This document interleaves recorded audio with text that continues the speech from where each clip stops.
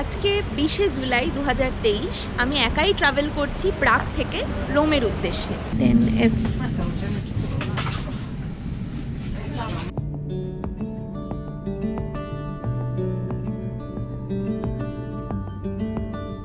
এই ticket counter থেকে ticket কেটে নিলাম লিওনার্দো এক্সপ্রেসের। এই এয়ারপোর্ট থেকে রোমা টার্মিনি পর্যন্ত যাবে 14 ইউরো করে টিকিট। ইউরোপে জুলাই মাসে শুধু ইটালিতে নয়, অনেক জায়গাতেই যেমন স্পেনেও এখন হিট ওয়েভ চলছে, প্রচণ্ডই গরম। তো বন্ধুরা, এখন আমি রোমের রাস্তায় হেঁটে বেড়াচ্ছি।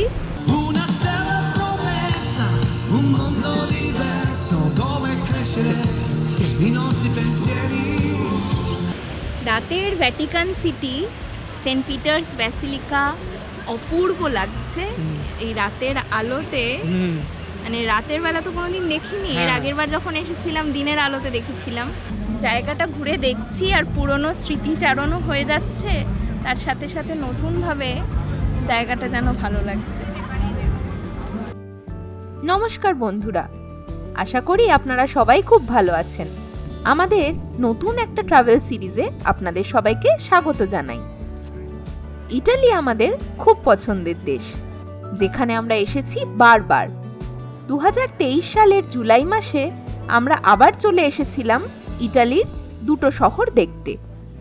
রেনেসাঁস সময়ের জন্য বিখ্যাত ফ্লোরেন্স আর মিলান শহর, এবার সেটাই আমরা দেখে নেব।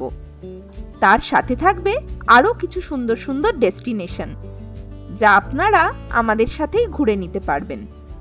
আজকের পর্বে আমি চেক রিপাবলিকের রাজধানী শহর প্রাগ থেকে আপনাদের নিয়ে যাব ইটালির রাজধানী শহর রোমে।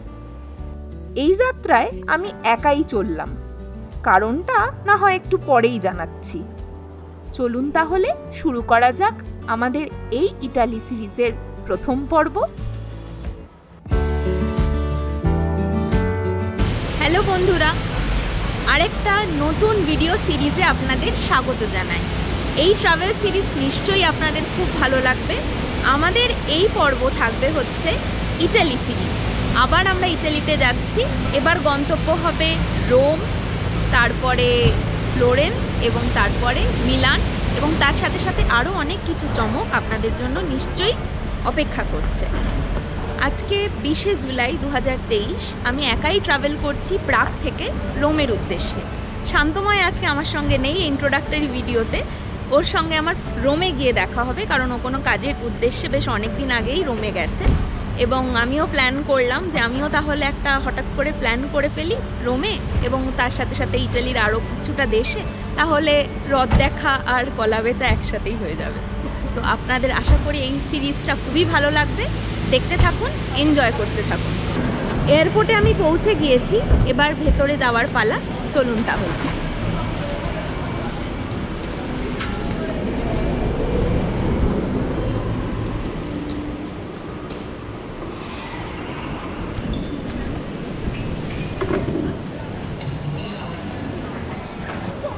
আটটা 55 ফ্লাইট আমার, এখন 6:55 বাজে। বলছে যে 235 নম্বর কাউন্টার। দেখি কোথায় আছে 235। হ্যাঁ, 236, 37, তার মানে পেছনে থাকবে। হ্যাঁ, যেমনটা ভেবেছিলাম সেরকমই 235 নম্বর দেখা যাচ্ছে ওই কাউন্টারেই। হ্যাঁ, ভিজ এয়ারের ফ্লাইট আমার রোম যাচ্ছে। হ্যাঁ, 235 নম্বর কাউন্টার আপনাদের যেমন দেখালাম, কিন্তু সেখানে আমি দাঁড়াইনি। তার কারণ আমার কাছে আজকে কোনো বড় ব্যাগেজ নেই, তো ওই জন্য আমার শুধু ছোট্ট একটা ব্যাগ, সেখানে জরুরি ডকুমেন্ট মানে পাসপোর্ট এগুলো রয়েছে, একটুখানি খাবার, বাস। তাই জন্য আর দাঁড়াইনি। এখন যাচ্ছি সিকিউরিটি চেকিংয়ের জন্য, কারণ আমি অলরেডি বোর্ডিং পাস প্রিন্ট করে নিয়েছি অনলাইনে, তার জন্য আর আমাকে লম্বা লাইনে দাঁড়াতে হয়নি।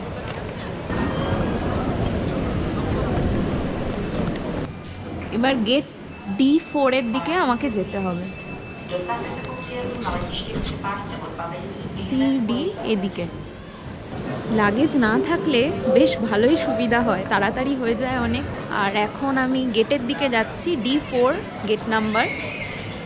যেরকম দেখালাম, আলাদা পলিথিনে লিকুইড যেইটুকুনি থাকবে ওটা দিতে হবে আলাদাভাবে স্ক্যান হয়। জল যাতে একদমই না থাকে, যা জল ছিল সেটা খেয়ে ফেললাম। আর একদমই টাইম লাগেনি বেশি সিকিউরিটি চেকে।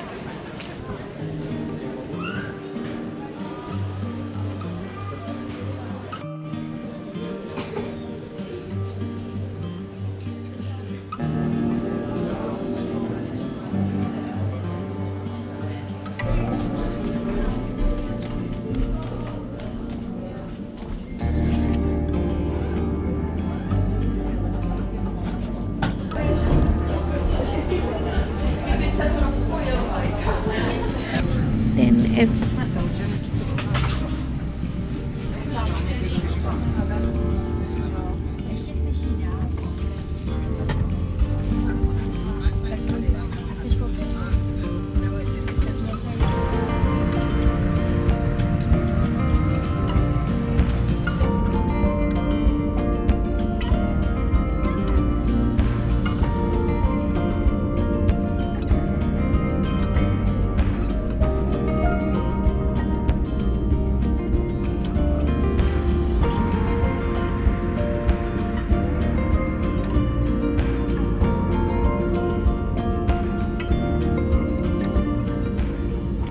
প্রাগ থেকে রোমের টিকিট কেটে নিয়েছিলাম ভিজ এয়ারে। শুধুমাত্র একটা ছোট ক্যারি অন লাগেজ দিয়ে আমার 60 ইউরো মতো লেগেছিল।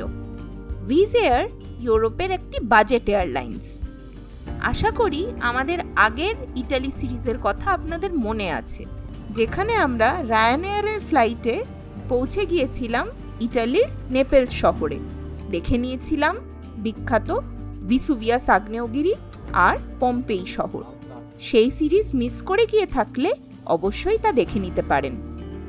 এই ভিজ এয়ার, রায়ানএয়ার বাজেট এয়ারলাইন্স হওয়ায় এগুলো কিন্তু খুব কম দামেই বিভিন্ন জায়গায় পৌঁছে দেয়। তবে জেনে রাখা ভালো, এই সব ফ্লাইটগুলো কিন্তু ক্যান্সেলও হয় খুব বেশি। তাই বিভিন্ন সময় ট্রাভেলাররা অনেক অসুবিধার সম্মুখীনও হন। ভাগ্যবশত এবার আমার ক্ষেত্রে এটা হয়নি।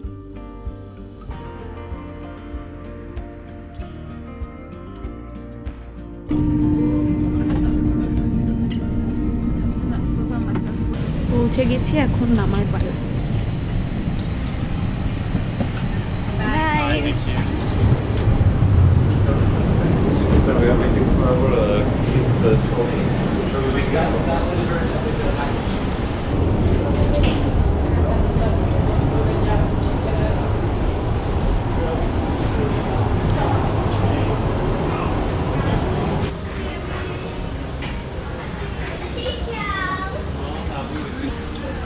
হিন্দিতে লেখা আছে আপকা স্বাগত হ্যায়।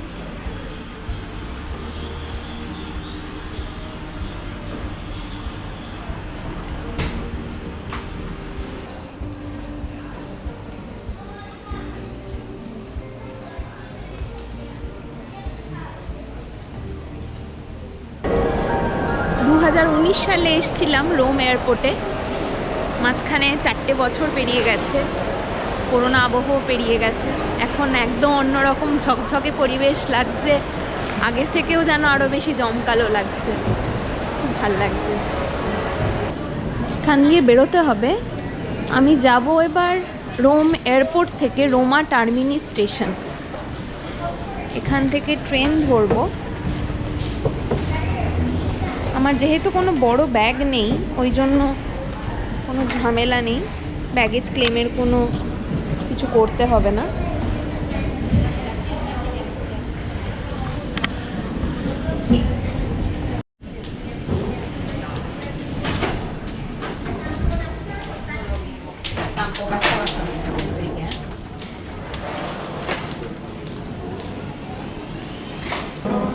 এখানে দেখিয়ে দিচ্ছে প্রাগের যে ভিজ এয়ার 25 নম্বর বেল্টে আছে। আমার যেহেতু কোনো লাগেজ নেওয়ার কোনো ব্যাপার নেই, 24 নম্বর, ওর ওই যে ওখানে 25 নম্বর দেখা যাচ্ছে। এটা হচ্ছে যাদের মাল আছে তাদের ব্যাগেজ ওখান থেকে আসবে। একেই এক্সিট। বিশাল বড় এয়ারপোর্ট, রোম এয়ারপোর্ট।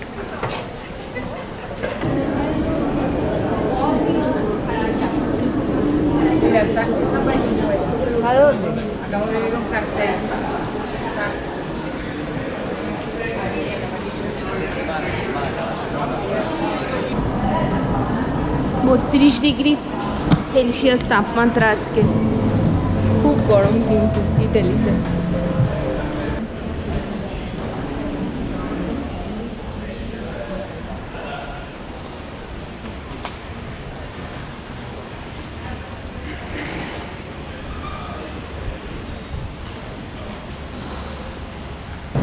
এই টিকিট কাউন্টার থেকে টিকিট কেটে নিলাম লিওনার্দো এক্সপ্রেসের।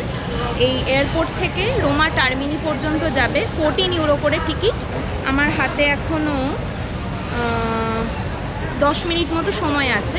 এখানে স্ক্যান করতে হবে, গেটেই স্ক্যান আছে। ওখানেই জিজ্ঞেস করলাম যে টিকিট কাউন্টারে কোথায় ভ্যালিডেশন হয়, বলল যে স্ক্যানারে স্ক্যান হবে, তখনই ভ্যালিডেট হয়ে যাবে টিকিটটা। দেখছি এবার।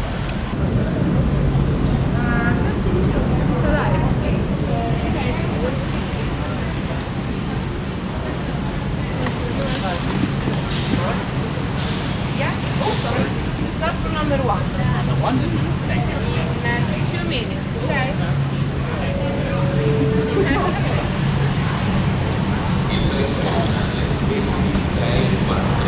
প্ল্যাটফর্ম নাম্বার 2-তে আসবে। টিকিট কাউন্টার ছাড়া এমনি অনেক টিকিট কাটার মেশিন রয়েছে, কেউ যদি চান তো ওইভাবেও টিকিট কাটা যায়, না হলে এমনিও কাউন্টার আছে টিকিট কাটার জন্য। আমি কাউন্টার থেকেই নিলাম। 12:23-এ ছাড়ার সময়।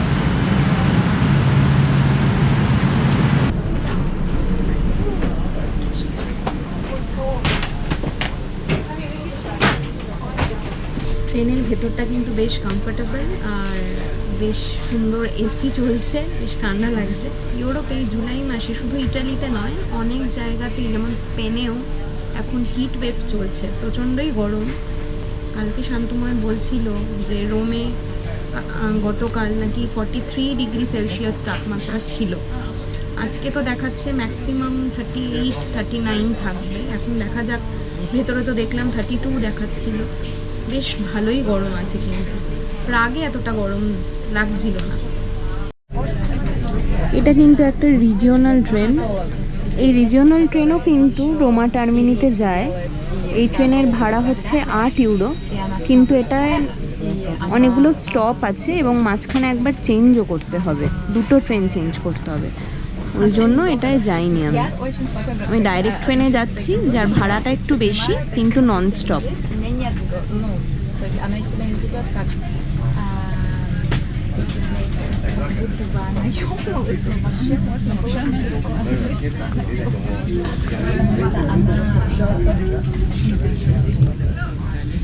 ট্রেন কিন্তু রাইট টাইমে ছেড়ে দিয়েছে।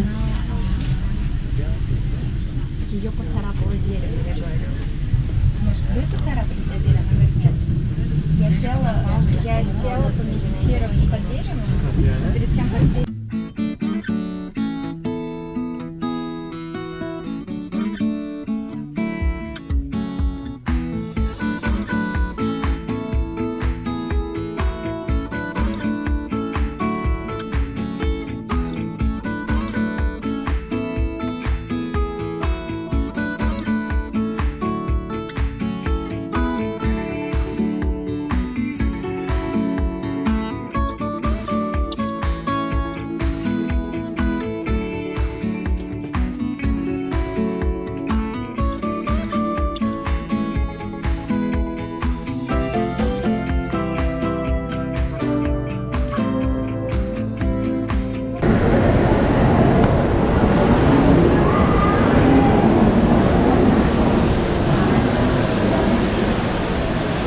ইটালিতে আসলে এই উসিটা কথাটা মাথায় রাখতে হবে। উসিটা মানে হচ্ছে এক্সিট।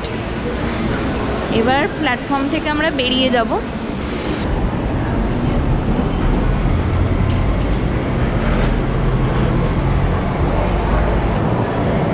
টার্মিনি স্টেশনটা কিন্তু বিশাল বড়, অনেকটা এয়ারপোর্টের মতনই বলতে পারেন। তো বন্ধুরা, এখন আমি রোমের রাস্তায় হেঁটে বেড়াচ্ছি। রোমা টার্মিনি থেকে এখন শান্ত যেখানে আছে, ওর একটা কাজ আছে ইনস্টিটিউটে, সেই ইনস্টিটিউটে কাজটা শেষ হলে দেখা করতে পারবে। তো এখান থেকে দেখাচ্ছে মাত্র 1.5 কিলোমিটার। তো ভাবলাম যে আমার কাছে সময় যেহেতু আছে বেশ অনেকক্ষণই, ঘন্টাখানেক, তো ও আবার আসবে কেন, আমি যাই ওর ইনস্টিটিউটের কাছাকাছি কোথাও গিয়ে ওয়েট করি।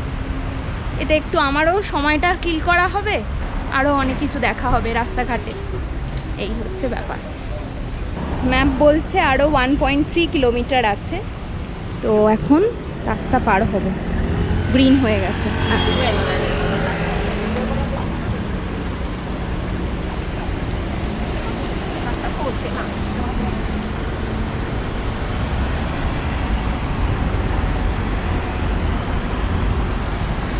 ওপার থেকে এপারে এলাম, এপারে একটু বেশি ছায়া। আমার ডান দিকে যে বিল্ডিংটা, সেই বিল্ডিংটা হচ্ছে এরোনটিক্স মিলিটারি, হতে পারে আর্মিরও হতে পারে এয়ারফোর্সের আর কি। তা দেখলাম অনেক পুলিশও দাঁড়িয়ে ছিল বাইরে। প্রত্যেকটাই না অফিস এরিয়া এদিকটা, যা বোঝা যাচ্ছে। বেশ বড় বড় বিল্ডিং আছে এই পার্টটায়, আর একটু ছায়াও আছে, অনেক গাছ, একটু রোদ একটু ছায়া। খারাপ লাগছে না, হাওয়া আছে ভালো। গরম আছে ভালোই, 33 দেখাচ্ছে এখন টেম্পারেচার। গরম ভালোই আছে, কিন্তু বেশ হাওয়া দিচ্ছে বলে হাওয়াটা বেশ ঠান্ডা, ওই জন্য আরামও লাগছে। ছাতা নেই, টুপিও নেই, সবই শান্তময়কে দিয়ে পাঠিয়েছিলাম। ওর কাছে একটা বড় ব্যাগ, ওরই চেকিং ব্যাগেজ হয়েছিল আর কি, আমার হয়নি। ওই জন্য আমার শুধু রোদ চশমা আছে আমার কাছে, সানগ্লাসটা পরে নিলাম, এখন একটু চোখে আরাম পাচ্ছে। শান্তময় যেই ইউনিভার্সিটির ক্যাম্পাসে এসেছে কনফারেন্সের জন্য, সেই ইনস্টিটিউটের সামনেই আমাকে দাঁড়াতে বলেছে। বলছে ভেতর থেকে আসছে, আমি ওয়েট করছি, এখন আসবে, দেখা হবে এখনই, দেখা যাক। এসে গেছে। তো কেমন হলো কনফারেন্স? হ্যাঁ, ভালোই হয়েছে। হ্যাঁ, মোটামুটি শেষের দিকে এখন ক্লোজিং সেরিমনিটা বাকি আছে, সেটা আবার হবে। খুবই ভালো হয়েছে, সব মিলিয়ে কনফারেন্স দারুণ হয়েছে। আর দর্শকরা আমার সাথে কিন্তু এসেছে। হ্যাঁ, কিরকম ভাবে আপনারা এলেন সেটা অবশ্যই জানাবেন, যে ঠিকঠাক ভাবে পৌঁছে গেছেন কিনা প্রাগ থেকে রোমে। হ্যাঁ, প্রচন্ড গরম, ভীষণ গরম, প্রচন্ড টেম্পারেচার। এখন আমরা একটু ভেতরে যাব, গিয়ে ক্লোজিং সেরিমনিটা দেখব। আমরা ওই ইউনিভার্সিটির ক্যাম্পাস থেকে এসেছি, এখন এয়ারবিএনবিতে চেক ইন করে নিয়েছিলাম 5টার সময়। আসার পথটা আপনাদের সঙ্গে শেয়ার করতে পারিনি, কারণ প্রচণ্ড গরম ছিল আর খুবই কষ্ট হচ্ছিল আমাদের। তো আমরা তখন কোনো ভিডিওই করিনি। আমাদের যে এয়ারবিএনবিটা আমরা চেক ইন করলাম সেটা বেশ ভালো জায়গায় আছে, মানে দেখতে খুব সুন্দর আশেপাশেটা। একটু হ্যাঁ দেখাই, এই জানলাটা, এখানে তো জানলা এরকম, কিন্তু এখানে ব্লাইন্ডটা একটু অন্যরকম, এইভাবে বন্ধ হয় আবার খোলে। কিন্তু এইদিকে দেখা যায় পাহাড় দূরে, সামনে রেলওয়ে লাইনও আছে দূরে, আর এইদিকে একটা বেশ পুরনো দিনের গেট, অনেক পুরনো, যেটা দেখে মনে হচ্ছে। এদিক দিয়ে আমরা এসেছিলাম কিন্তু, হ্যাঁ, আসার রাস্তাটা।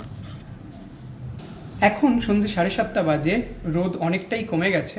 তো এখন আমরা একটু আগেই ফ্রেশ হয়ে নিয়েছি, এবার একটু বেরোবো আর শহরটাকে দেখবো আর একটুখানি। এই সময়টা কিন্তু বেশ ভালো লাগছে বাইরে বেরোনোর জন্য, হাঁটার জন্য। আমরা এই গলির ভেতর দিয়ে যাচ্ছি, তো বেশ ভালো লাগছে। সামনে একটা পার্ক মতো আছে, সেখানে সব বাচ্চারা খেলা করছে, সামনে বাচ্চারা ফুটবল খেলছে, বেশ ভালো লাগছে। আর এখানকার ফিলিংটা না অনেকটা আমাদের উত্তর কলকাতার মতো আসছে, আর অনেকটাই না আমাদের দেশের সঙ্গে ইটালির প্রচুর মিল আছে। হ্যাঁ, এটা আগেও পেয়েছি, এখনো পাচ্ছি। আর এখানে সন্ধেবেলা সবাই খেলা করছে দেখে আমার তো অনেকটাই কলকাতা মনে হচ্ছে। এখানে ফুটবল খেলছে, এখানেও লোকজনের ফুটবলের ওপর কিন্তু বেশ একটা অনুভূতি আছে বিশেষ রকমের, ভালো লাগবে। আমরাই বেরিয়েছি, এখন ইচ্ছে আছে একটু ভ্যাটিকানের দিকে যাওয়ার, যতটুকুনি যাওয়া যায় আর কি। বাবারে,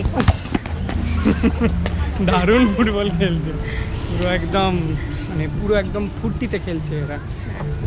তো ভ্যাটিকানের দিকে যাব, তারপরে একটুখানি রাতের দিকে কিরকম আলো হয় হ্যাঁ, কলোজিয়ামে। কলোজিয়ামে, হ্যাঁ, তো সেটা দেখার সেগুলো ইচ্ছা আছে। দেখবো। আগের বার আমরা সকালে দেখেছিলাম হুম, হুম। 2019 সালে, হুম। তো সেটা ইচ্ছা আছে। তারপরে একবারে ডিনার করে আমরা ফিরবো। আর ইটালিতে যখন এসেছি পিৎজা পিৎজা তো খেতেই হবে।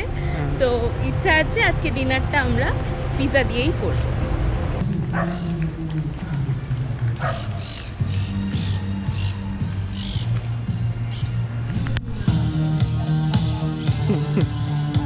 Una terra promessa, un mondo diverso dove crescere i nostri pensieri.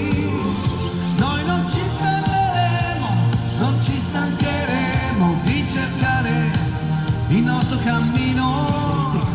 Una terra promessa, un mondo diverso dove crescere i nostri pensieri. Noi non ci fermeremo, non ci stancheremo di cercare il nostro cammino. আমরা আমাদের থাকার জায়গা Airbnb থেকে বুক করে নিয়েছিলাম। এক রাতের জন্য আমাদের 70 ইউরো মতো লেগেছিল। 2019 সালে মেট্রোতে চড়েছিলাম। মনে হয় চড়েছিলাম, নাও হতে পারে, আমরা বাসে করেই মেন চড়েছিলাম। মেট্রোতে মনে হয় একবার চড়েছিলাম, প্যারিসে তো মেইনলি আমরা মেট্রোতে চড়েছিলাম। আমাদের ভিডিওটা দেখতে হবে, আমাদের ভিডিও দেখলে আমাদের মনে পড়ে যাবে ঠিক। যে আমরা মেট্রো চড়েছিলাম কিনা। আমরা 7 ইউরো দিয়ে ডে পাস কেটে নিয়েছিলাম আগেই। সেই ডে পাস দিয়েই আমরা যাতায়াত করে নিয়েছিলাম মেট্রো এবং বাসে।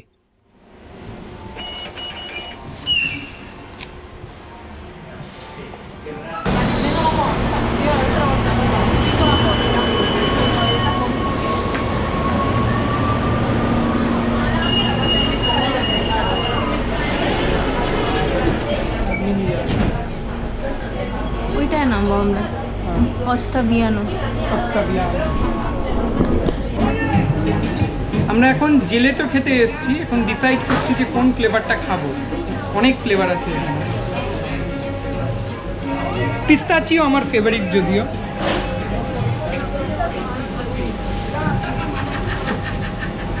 ওইখানে কি আছে? ওটা কি চকলেট বাটার স্কচ নাকি চকলেট? হল্যান্ডের চকলেট। ওইটা এই তিরামিসুও আছে। তিরামিসু এইটা। তিরামিসুই খাই তুই ইটালিতে খা এসে। তিরামিসু।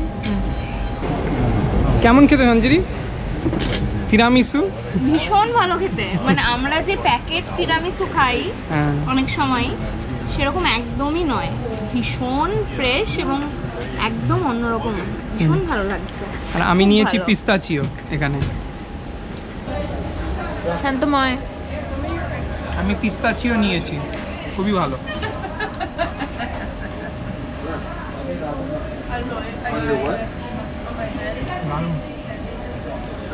আমরা এখন চলে এসেছি ভ্যাটিকান সিটির ভেতরে। এটা কিন্তু একটা আলাদা দেশ, মনে রাখতে হবে।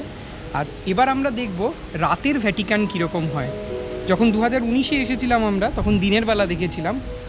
এখন দেখবো রাত্রিবেলা কীরকম দেখতে হয় এই দেশ। পৃথিবীর সব থেকে ছোট দেশ। ওয়াও, পুরো মায়াবী লাগছে রে পরিবেশটা, ভীষণ সুন্দর। রাতের Vatican City, Saint Peter's Basilica অপূর্ব লাগছে এই রাতের আলোতে। মানে রাতের বেলা তো কোনোদিন দেখিনি, এর হ্যাঁ। আগের বার যখন এসেছিলাম দিনের আলোতে দেখেছিলাম। রাতে যখন সমস্ত লাইটগুলো জ্বলে গেছে, অপূর্ব সুন্দর লাগছে। আমরা তো দেখছি, আপনারাও দেখুন।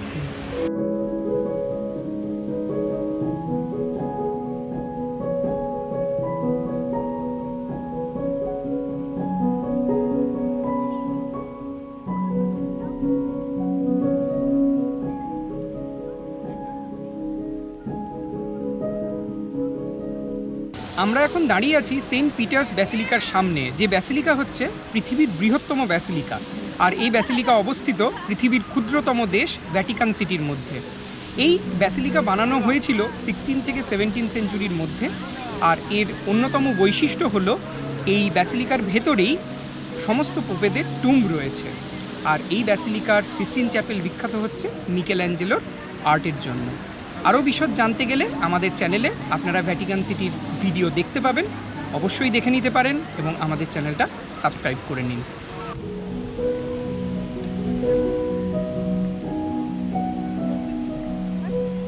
এখন আমরা ভ্যাটিকান সিটি থেকে আবার ইটালিতে ফেরত যাচ্ছি। কিভাবে যাচ্ছি জানেন? দেখাচ্ছি কিভাবে যাচ্ছি। সেটা হচ্ছে পার্থক্যটা এই রেলিংটা। এটা পার করতে কোনো ভিসা লাগবে না, কোনো পাসপোর্ট চেকিং হবে না, কোনো বর্ডার কন্ট্রোলও নেই। চলে আসলাম আমরা ইটালিতে। এই যে এটা সেই রেলিং।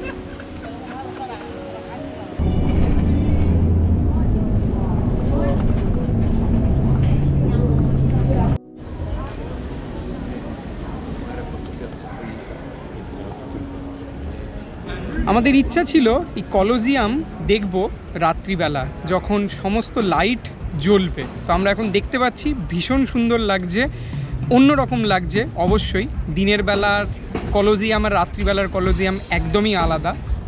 আপনারাও একটু দেখে নিন এবং জানান আপনাদের কেমন লাগছে।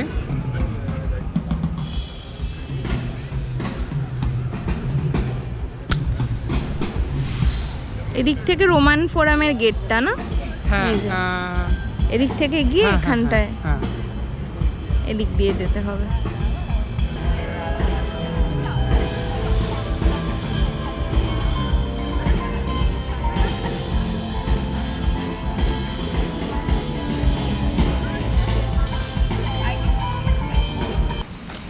এখন আমরা ঘরে ফিরছি। রাত বেশ অনেকটাই হয়ে গেছে কিন্তু। তো আমরা এখন খাওয়া দাওয়া করে নিলাম কিছুক্ষণ আগে, ঘরে পৌঁছে যাব। কালকে আমাদের ট্রেন আছে ফ্লোরেন্সের উদ্দেশ্যে। ফ্লোরেন্সে যাব আমরা ট্রেনে করে, সেটা আপনাদের দেখাবো পরবর্তী পর্বে। কেমন ট্রেনের জার্নি হচ্ছে, কেমন এক্সপিরিয়েন্স হচ্ছে আমাদের। আজকের পর্বটা আমরা এখানেই শেষ করছি। তো যদি আপনাদের এই পর্বটা ভালো লাগে তাহলে একটা লাইক করতে কিন্তু একদম ভুলবেন না, আর কমেন্ট করে অবশ্যই আমাদেরকে জানাবেন জানান। হ্যাঁ যে আপনাদের কেমন লাগছে। সবাই ভালো থাকবেন, আবার দেখা হবে পরের পর্বে। টাটা। রোমা টার্মিনি স্টেশন হচ্ছে এখানকার ওই দিল্লি, নিউ দিল্লি স্টেশনের মতো। সমস্ত জায়গায় এখান থেকে কিন্তু ট্রেন যায়। 200 কিলোমিটার/আওয়ার বেগে চলছে এখন, বেশ জোরে। চলে এসেছি আমরা ফ্লোরেন্সে। আর ফ্লোরেন্স যেই চার্চের জন্য ভীষণ বিখ্যাত, সেটার নাম হচ্ছে সান্তা মারিয়া দেল ফিওরে। আর আমার পেছনে এখন দেখতে পাচ্ছেন আপনারা রোলেক্সের দোকান, মানে রোলেক্সের ঘড়ি হয়তো অনেকেই জানেন। গ্যালিলিও গ্যালিলি এখানেই থাকতেন উনি যখন ফ্লোরেন্সে ছিলেন।